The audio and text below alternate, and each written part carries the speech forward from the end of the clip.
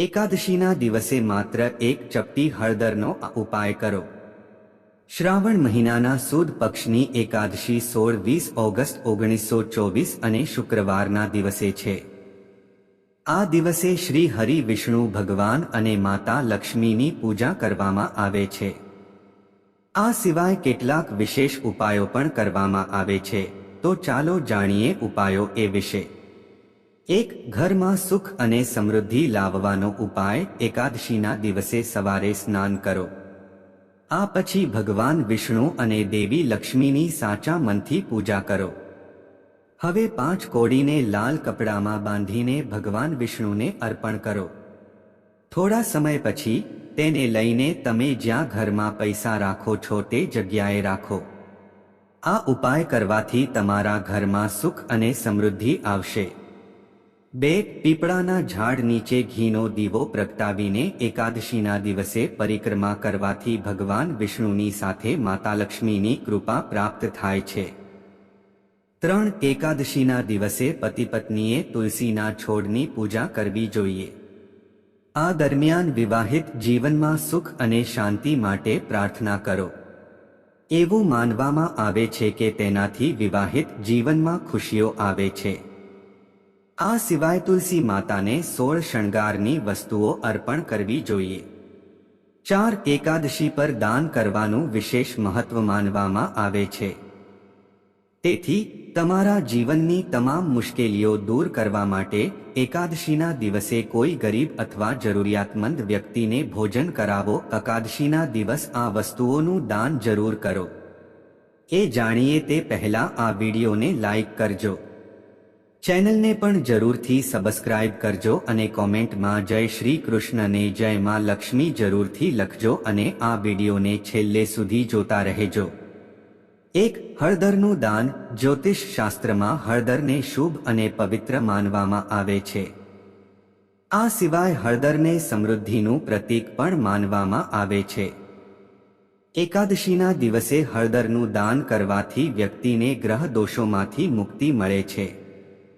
2. કપડાનું દાન। એકાદશીના દિવસે કપડાનું દાન પણ કરવામાં આવે છે।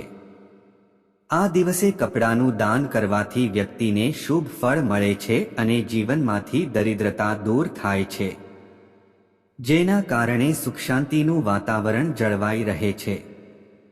3. તુલસીના છોડનું દાન। હિન્દુ ધર્મમાં તુલસીના છોડને ખૂબ જ પવિત્ર માનવામાં આવે છે। એકાદશીના દિવસે તુલસીના છોડનું દાન કરવું ખૂબ જ શુભ માનવામાં આવે છે। એકાદશી પર જે કોઈ તુલસીના છોડનું દાન કરે છે તેને આર્થિક લાભ થાય છે, તેમજ તે વ્યક્તિને જીવનમાં ક્યારેય આર્થિક સંકટનો સામનો કરવો પડતો નથી।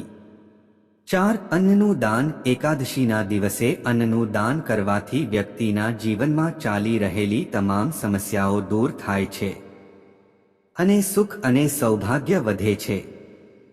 આ ઉપરાંત ઘરમાંથી નકારાત્મક ઉર્જાનો ખરાબ પ્રભાવ પણ દૂર થાય છે, જેનાથી ઘરમાં સુખ સમૃદ્ધિ આવે છે। 5. ચાંદીનું દાન। એકાદશીના દિવસે ચાંદીનું દાન કરવું ખૂબ જ શુભ માનવામાં આવે છે। એકાદશીના દિવસે ચાંદીનું દાન કરવાનો ઉલ્લેખ શાસ્ત્રોમાં પણ કરવામાં આવ્યો છે, કારણ કે આ દિવસે ચાંદીનું દાન કરવાથી સંતાન પ્રાપ્તિના યોગ બને છે અને સંતાન પ્રાપ્તિનું સુખ પ્રાપ્ત થાય છે।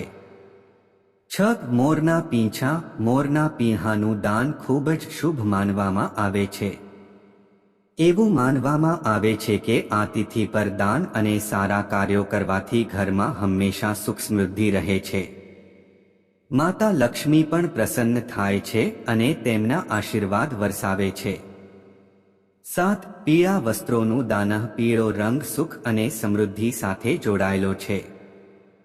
ભગવાન વિષ્ણુને પીળો રંગ ખૂબ જ પ્રિય છે, તેથી જો તમે એકાદશીનું વ્રત કરી રહ્યા છો તો તમારે વ્રતના દિવસે પીળા રંગના વસ્ત્રોનું દાન અવશ્ય કરવું જોઈએ।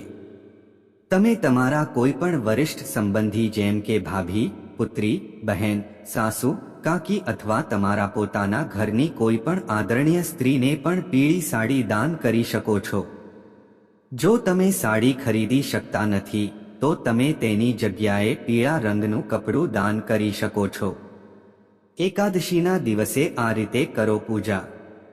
1. દક્ષિણાવર્તી શંખ વડે ભગવાન વિષ્ણુને માતા લક્ષ્મીનો અભિષેક કરો.